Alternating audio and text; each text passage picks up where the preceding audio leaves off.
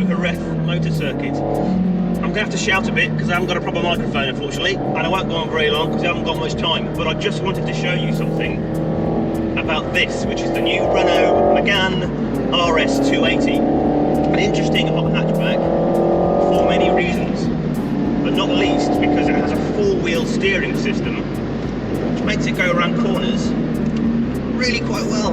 The thing is, Renault uses technology a little bit differently. Most four-wheel steering systems on production cars, they're quite conservative, so they really only work against, the rear wheels only work against the front ones below about 30 miles an hour.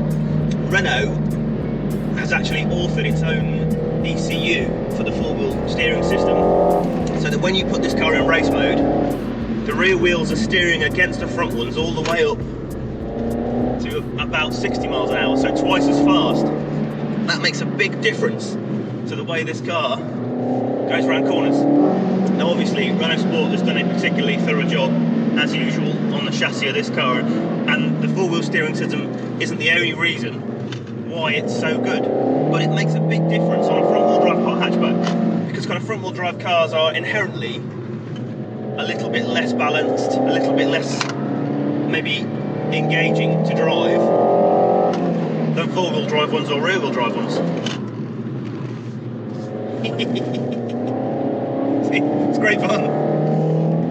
You can just back it into corners and it rotates so nicely underneath you, and yet in the high-speed stuff as well, what they do is they use the track mode on the four-wheel steering system to add even more sort of positive steer to the rear axle, so they stabilise the car at high speeds more, as well as mobilising that rear end more, so you just get more. More is good.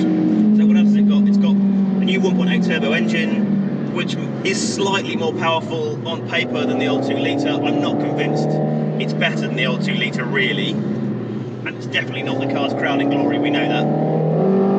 Some very clever hydraulic bump stops in the suspension, which makes it really good over curbs and bumps on the road. It's got a new Torsen diff. The old one had a GKN diff, so the diff settings are slightly different. Plenty of traction, I have to say.